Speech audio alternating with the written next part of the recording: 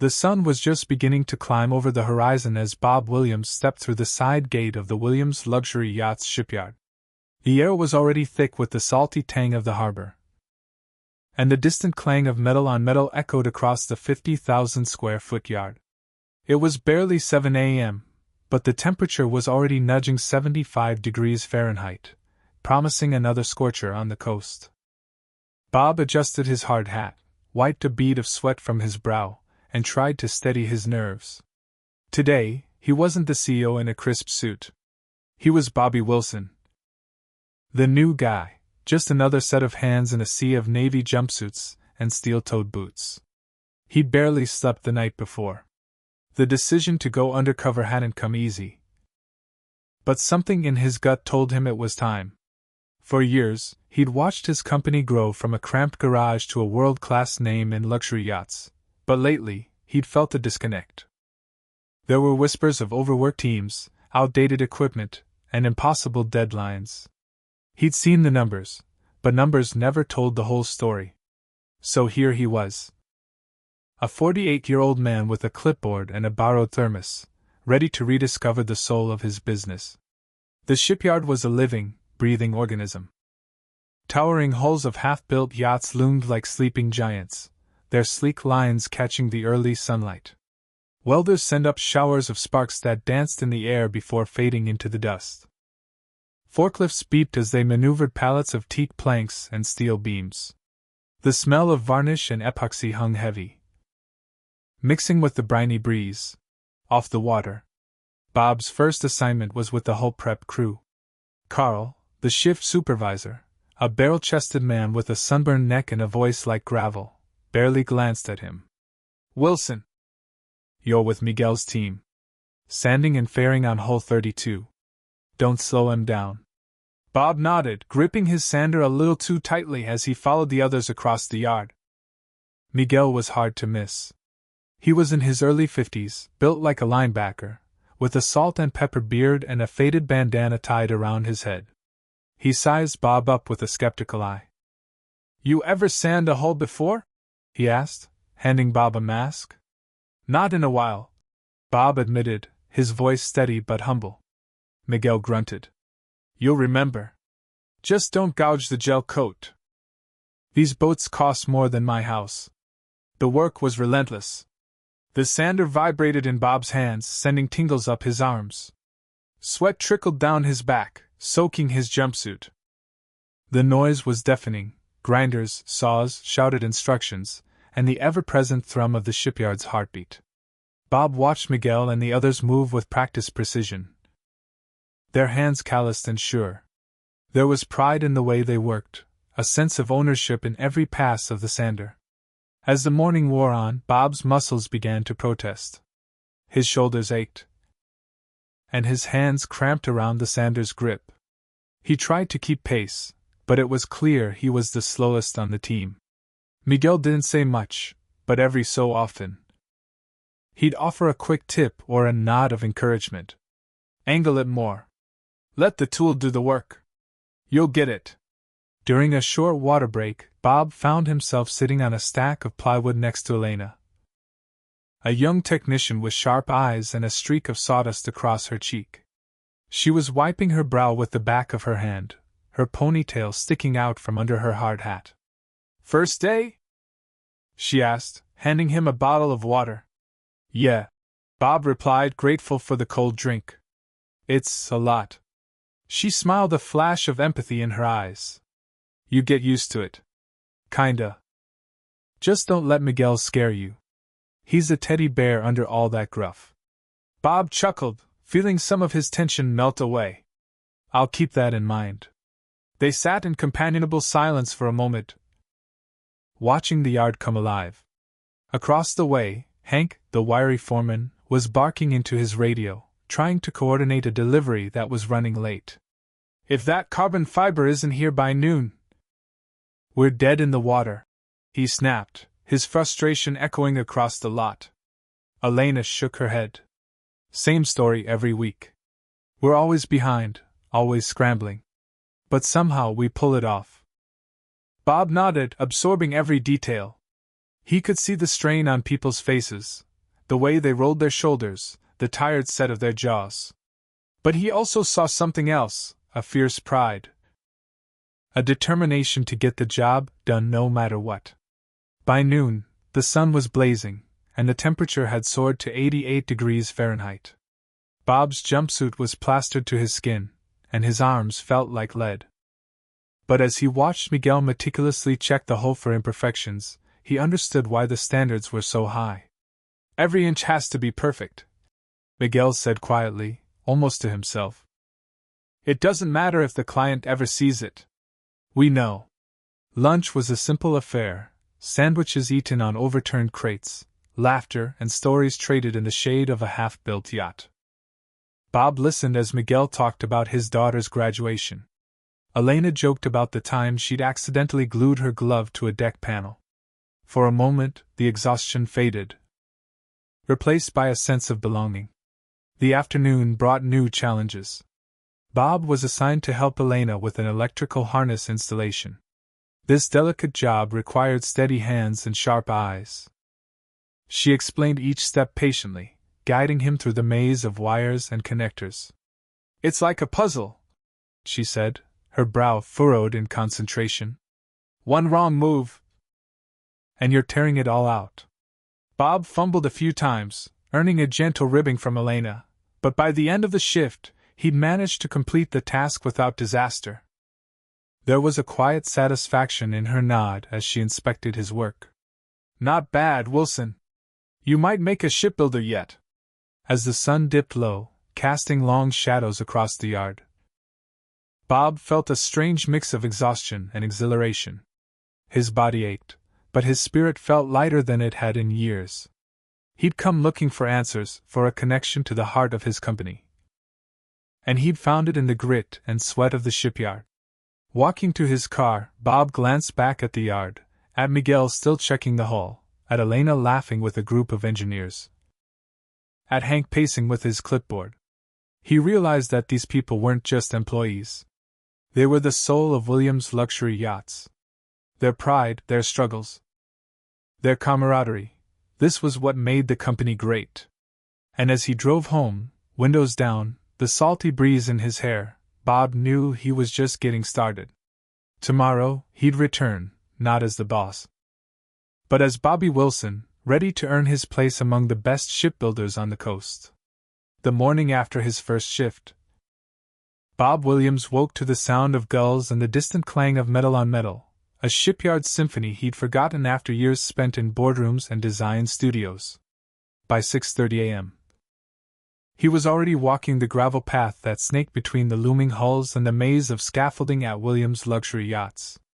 The air was salty and brisk, maybe 68 degrees Fahrenheit. But the promise of another hot day shimmered in the haze above the water. Bob's muscles ached from yesterday's labor, but there was a strange satisfaction in the soreness, a reminder that he was, for once, part of the crew. He arrived at the main assembly shed, a cavernous space stretching nearly 300 feet long and 60 feet high. The place buzzed with energy. Welders sent up showers of sparks. Engineers pored over blueprints tacked to plywood walls, and the scent of resin and sawdust hung heavy in the air. Bobby Wilson, to everyone here, was assigned to join Miguel's team again. This time on the interior fit-out of a 100-foot yacht. The task: install custom mahogany cabinetry in the owner's suite, a job that demanded both muscle and finesse. Miguel greeted him with a nod, his face already streaked with sweat. "You ready, Wilson? These cabinets are worth more than my truck. No pressure." His tone was gruff but not unfriendly. Bob grinned, rolling up his sleeves. "I'll follow your lead." They worked side by side, lifting and maneuvering the heavy panels, each one measured to the 16th of an inch. Elena, the young technician with sharp eyes, joined them, her ponytail bouncing as she moved between the workbench and the hull. She handed Bob a chisel. "You ever do dovetail joints?" she asked, eyebrow raised. "Not since college," he admitted, chuckling. "But I'm a quick learner." As the morning wore on, Bob found himself in the rhythm of the team. Miguel's jokes kept spirits high. even as sweat dripped down their faces and their arms trembled from holding panels in place. Elena hummed a tune as she sanded edges smooth, her focus absolute. Every so often, Hank, the wiry foreman, would poke his head in, clipboard in hand, barking updates. "We need this suite done by Friday, or the client's flying in early. No mistakes, people!" Bob watched the way the crew responded, not with fear, but with determination. He saw pride in Miguel's careful measurements, in Elena's meticulous sanding, and in the way the team checked each other's work before moving on. There was no room for ego here. Every success was shared, and every setback was tackled together. During a short break, Bob wandered outside, wiping his brow with the sleeve of his jumpsuit. He found himself near the water's edge, where a group of welders were repairing a section of hull. One of them, a broad-shouldered man named Pete, waved him over. "You are new?" Pete asked, sizing him up. "Yeah, second day," Bob replied. "Name's Bobby." Pete grinned. "Well, Bobby, watch your step around here. These boats are temperamental. One bad weld, and you're swimming home." The men laughed, and Bob joined in, feeling the camaraderie that came from shared struggle. Back inside, the afternoon heat built quickly. The temperature in the shed soared past 90 degrees Fahrenheit, and the air grew thick with the smell of glue and varnish.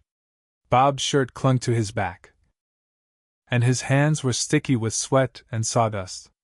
Still, he pressed on, driven by the energy of those around him. He watched Miguel work late into the lunch break, double-checking every hinge and latch. "My old man used to say, do it right or do it twice," Miguel muttered, adjusting a stubborn cabinet door. Bob nodded, remembering his own father's words, different, but the same spirit. As the day wore on, Bob noticed the small sacrifices his coworkers made. Elena skipped her break to help a new apprentice fix a jammed drawer. Pete stayed late to finish a weld, even though his shift had ended. Hank, the foreman, paced the aisles, checking progress and offering encouragement, his tough exterior softening when he praised a job well done. "Nice work, team. That's the kind of craftsmanship that built this company," he said, clapping Miguel on the back. Bob felt a growing respect for these men and women. They weren't just building yachts. They were building a legacy, one careful cut and precise weld at a time. He saw how they took pride in their work, how they supported each other, and how they pushed through exhaustion and frustration because they believed in what they were creating. But he also saw the cracks, the old tools that jammed or broke, the worn-out gloves patched with duct tape, and the tired eyes of workers who'd pulled double shifts to meet a deadline.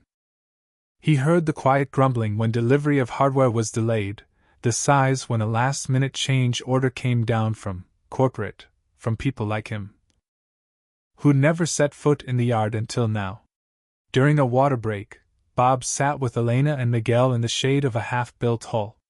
"You all work hard," he said quietly. "Does it ever get easier?" Elena laughed, shaking her head. "You get stronger, maybe. But it's always a grind. Still, there's nothing like seeing one of these beauties hit the water. Makes it all worth it." Miguel nodded. "We do it for the pride. For our families. For each other." Bob looked at their faces, sweaty, tired but alive with purpose, and felt a pang of guilt. Had he really understood what he was asking when he pushed for faster turnarounds, higher margins, more yachts per year? Had he ever truly seen the people who made his company great? The afternoon wore on, and the work continued, cutting, sanding, fitting, finishing. As the sun dipped toward the horizon, painting the yard in gold and amber, Bob helped Miguel and Elena carry the last cabinet into place. They stood back, admiring their work, a flawless installation, every joint tight, every surface gleaming. "Looks like $1 million," Pete called from across the shed. "That's because it is," Miguel shot back, grinning. As the whistle blew and the crew packed up, Bob felt a strange mix of exhaustion and exhilaration. He'd sweated, struggled, and learned more in 2 days than in years behind a desk. He'd seen the heart of his company, not in the balance sheets, but in the hands and eyes of the people who built his dreams. Walking out of the yard, Bob glanced back at the towering yachts, the workers laughing as they headed home, the sun setting over the water. He knew he'd never see this place the same way again. Tomorrow, he'd return, not just as Bobby Wilson, but as a man determined to honor the spirit of those who made Williams' luxury yachts what it was. And maybe, just maybe, he'd find a way to give back what they'd given him, a sense of purpose, pride, and belonging that no paycheck or title could ever match. The shipyard was unusually quiet as the sky faded from blue to a hazy gold, the last rays of sunlight glinting off the hulls of half-built yachts. Bob Williams, still Bobby Wilson, to everyone in the yard, wiped a streak of sweat from his brow with the back of his gloved hand. His arms ached from a full day of sanding and hauling, but he barely noticed. There was a different kind of tension in the air, a sense that something was about to give. Bob's second week undercover had been a revelation. He'd spent hours crawling through engine compartments, learning from Elena how to thread wiring harnesses through impossibly tight spaces. He'd watched Miguel, with his steady, calloused hands, fit curved mahogany panels together so precisely that the seams vanished. He'd even helped Hank, the wiry foreman, chase down a missing shipment of specialty bolts.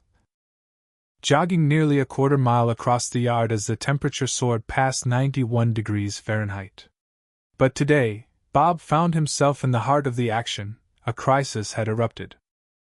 The owner's suite on the flagship yacht, a 130-foot beauty scheduled for a client walk-through in just 3 days, had a problem. The custom Italian marble countertop shipped all the way from Carrara had arrived with a hairline crack. The team gathered around the slab, their faces grim in the harsh fluorescent light. Hank ran a hand through his thinning hair, frustration etched deep in his brow. "If we don't fix this, the client's gonna flip. We can't delay the launch. Any ideas?" For a moment, no one spoke. Then Miguel stepped forward, his voice steady. "We can reinforce it from underneath. Maybe hide the crack with a custom inlay. But it'll take all night, and we'll need everyone on deck." Elena nodded, already pulling out her phone to call the night crew. "I'll stay. I can help with the wiring while you work on the marble." Bob watched as the team sprang into action. Tools were fetched, sketches drawn, measurements checked and rechecked. The air in the workshop grew thick with dust and determination. Miguel's hands moved with practiced grace, chiseling a groove for the inlay.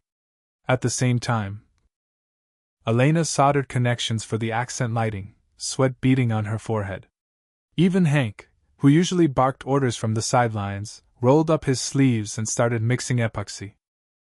Bob felt a surge of pride.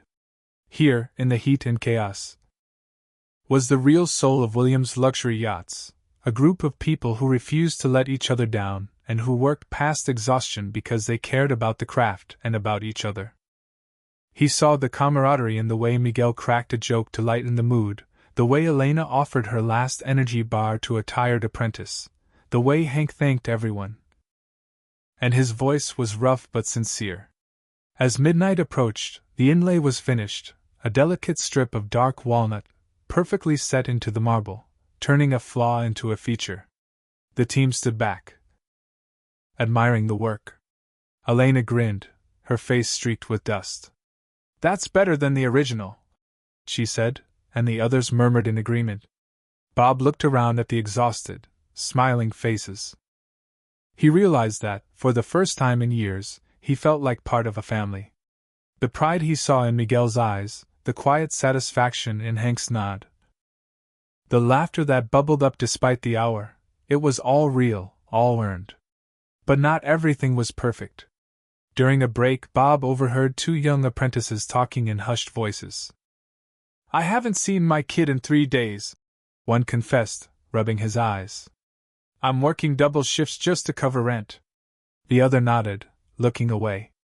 "Yeah, my mom's sick. But I can't afford to take time off. If I miss a day, I'll fall behind on bills." Bob's heart tightened. He'd seen the pride and the passion, but he couldn't ignore the sacrifices.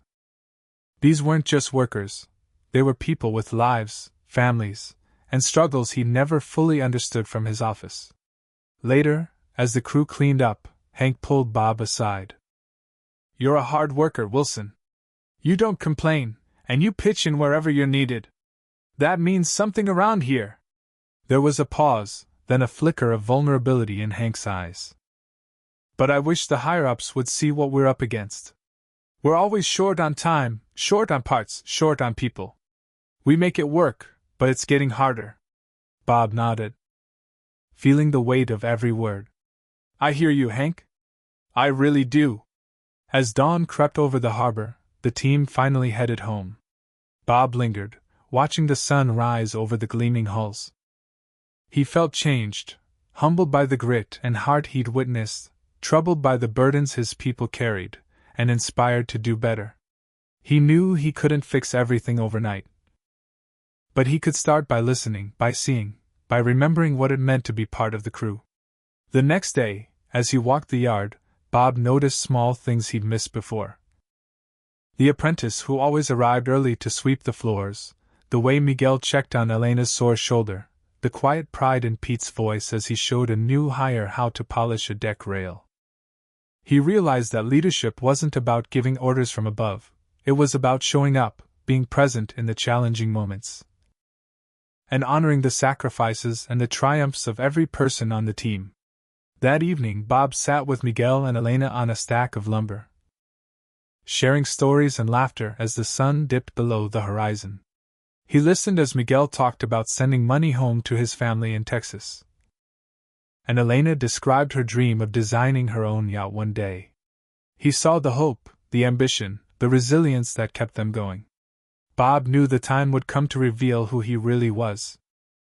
But for now, he was content to be Bobby Wilson, a man learning, growing, and rediscovering the true heart of Williams' luxury yachts, one long, unforgettable night at a time. Part 4. The Reveal and the Turning Tide. The morning sun broke over the Williams Luxury Yachts shipyard, casting a golden sheen across the hulls and scaffolding. The air was already warming, pushing 76 degrees Fahrenheit.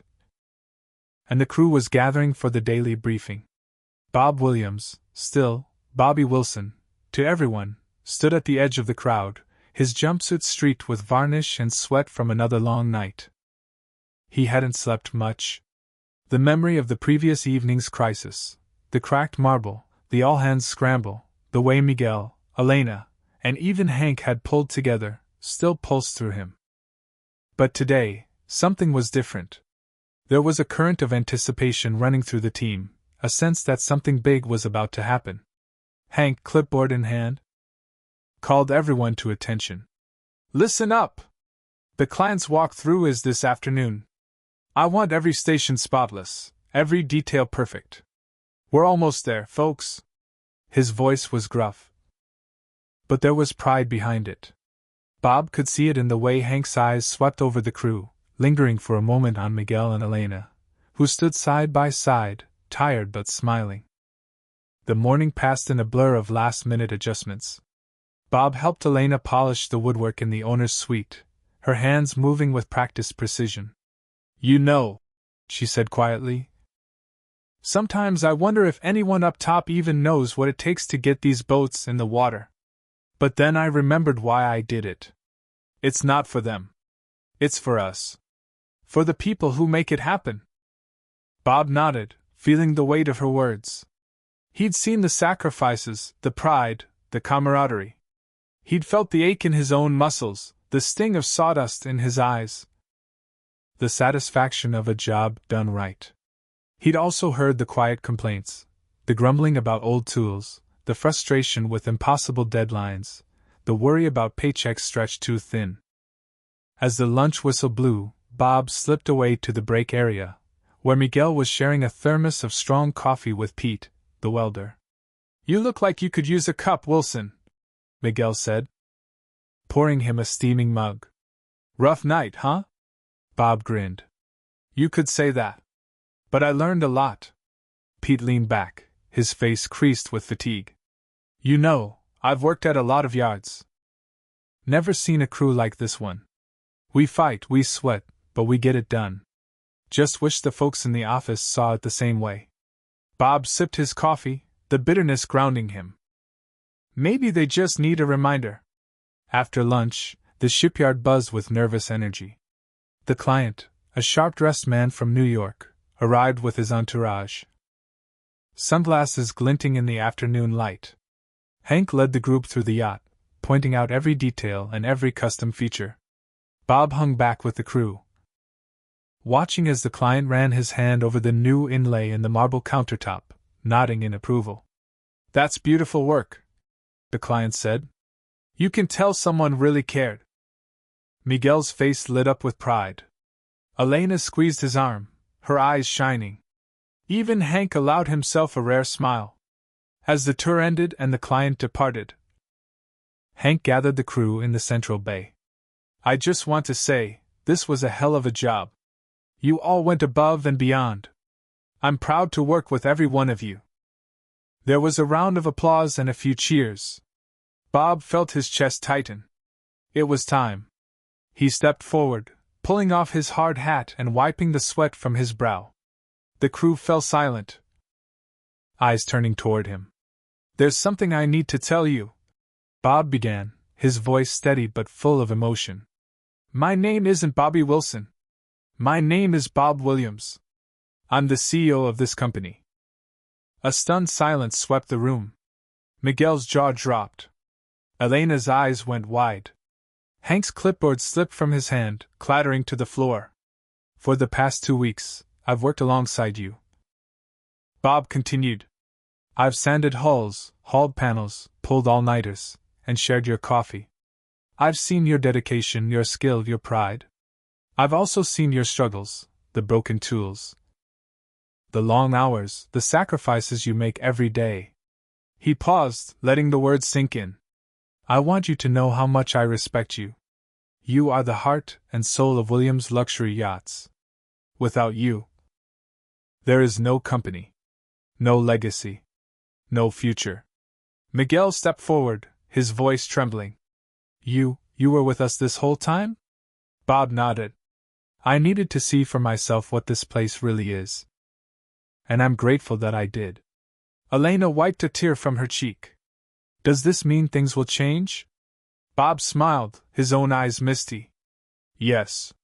Starting today, we're investing in new equipment. We're hiring more hands so no one has to pull double shifts just to keep up. We're reviewing pay and benefits. And we're setting up a fund for emergencies, because I know life doesn't stop at the yard gate." A ripple of relief and disbelief moved through the crew. Pete let out a low whistle. Hank, still in shock, managed a shaky grin. "Well, I'll be damned." Bob turned to the team, his voice strong. "But more than that, I want you to know that your voices matter. If you have ideas, if you see problems, I want to hear them. This isn't just my company, it's ours." The applause that followed was thunderous. Miguel clapped Bob on the back, grinning from ear to ear. Elena hugged him, laughing through her tears. Even Hank, usually so stoic, wiped his eyes before shaking Bob's hand. As the crew dispersed, the mood in the yard was electric.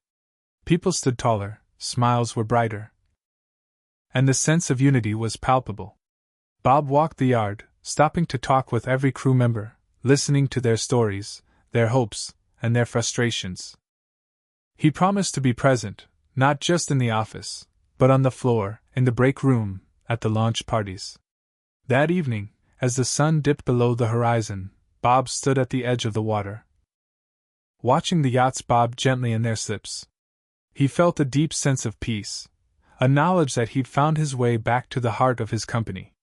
He knew there would be challenges ahead, but he also knew he wasn't facing them alone. Williams Luxury Yachts was more than a business. It was a family. And together they would build not just boats but a legacy of pride, respect, and shared purpose, one that would carry them and their dreams as far as the ocean stretched. Part 5. A new chapter at Williams Luxury Yachts. The first light of dawn crept over the Williams Luxury Yachts shipyard, painting the sky in streaks of pale gold and pink. The air was cool, about 62 degrees Fahrenheit, but already humming with the anticipation of a new beginning. Bob Williams, no longer Bobby Wilson, but himself again, stood at the edge of the main building, watching the silhouettes of his crew filter in one by one. The yard, stretching nearly 1,000 feet along the waterfront, seemed to shimmer with possibility. Word had spread quickly about the previous day's reveal. There was a different energy in the air, curiosity, hope, maybe even a little skepticism. Bob felt it too. A nervous flutter in his chest, but also a deep sense of resolve. Today was the day everything changed. He gathered the team, Miguel, Elena, Hank, Pete, and dozens of others, under the open-sided shed where the biggest yacht in production sat on her blocks. The rising sun cast long shadows across the polished hull, catching the pride in Miguel's eyes and the cautious optimism in Elena's smile. Bob cleared his throat, his voice echoing through the space. I know yesterday was a shock. Some of you might still be wondering if any of this is real. But I want you to know, what I saw, what I learned, has changed me. And it's going to change this company. He paused, letting the words settle.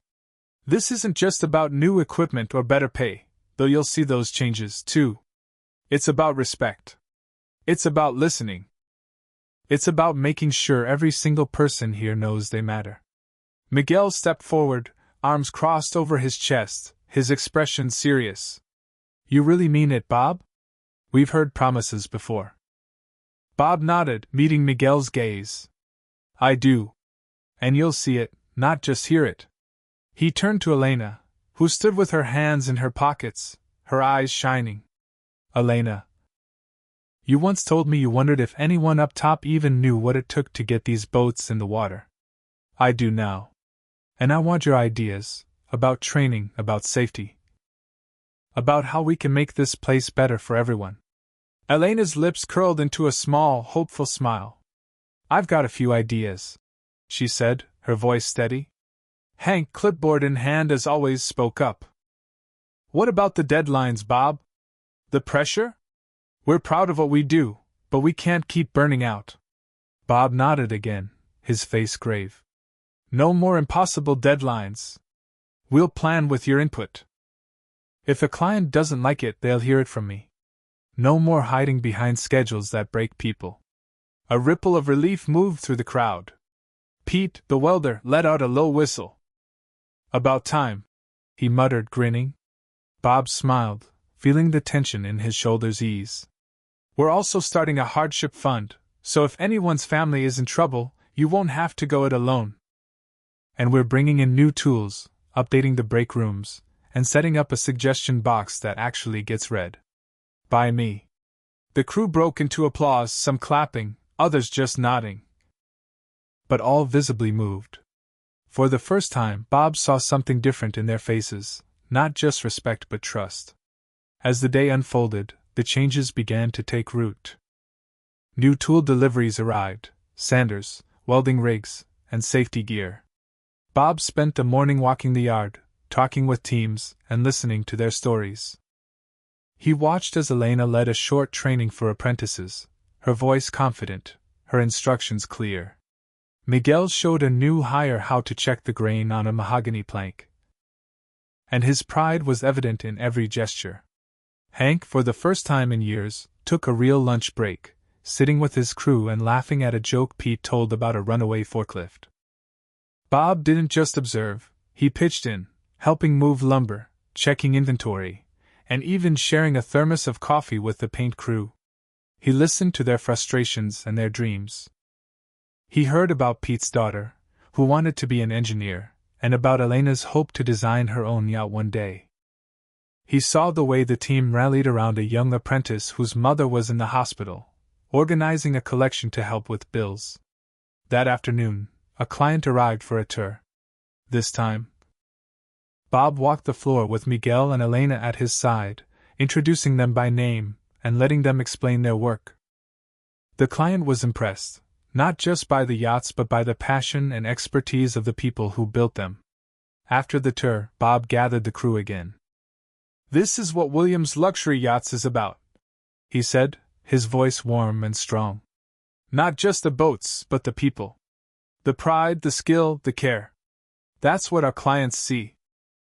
That's what makes us the best. As the sun dipped toward the horizon, casting the yard in golden light, Bob stood at the water's edge with Miguel and Elena. The three watched a finished yacht ease into the harbor, her hull gleaming, her lines perfect. The crew cheered from the dock, their faces alight with pride. Miguel clapped Bob on the back. You did good, boss. Bob shook his head. We did good. All of us. Elena smiled, her eyes bright. Feels different now. Feels like we're building something that matters. Bob looked around at the team, at the laughter, the camaraderie, the sense of belonging. For the first time in a long time, he felt whole. He understood that leadership wasn't about making rules from above but about lifting people up, seeing their worth, and building something together. He thought back to his first day undercover, the nerves, the doubts, the ache in his muscles. He remembered the pride in Miguel's work, the determination in Elena's eyes, and the quiet strength in Hank's leadership. He realized that these were the proper foundations of Williams' luxury yachts, not steel or fiberglass, but people. As evening settled over the yard, Bob addressed the crew one last time. I want you all to know, this is just the beginning. We're going to keep growing and keep improving, but we'll do it together. With respect. With kindness. With pride in each other. The applause was thunderous, echoing across the water. Bob felt tears prick in his eyes, but he didn't hide them. He'd learned that real strength was in vulnerability. In listening and caring. As the crew dispersed, heading home to their families, Bob lingered by the water, watching the yachts bob gently in their slips. He felt a deep sense of peace. He knew there would be challenges ahead, but he also knew that, together, they could weather any storm. Williams' Luxury Yachts was more than a company. It was a family. Together. They were building not just boats but a legacy, one of respect, kindness, and the belief that, in the end, people are what matters most. That was the lesson Bob would carry forward and the story he'd share with every new hire, every client, and every friend. That greatness isn't measured just by what you build but by how you lift each other up along the way.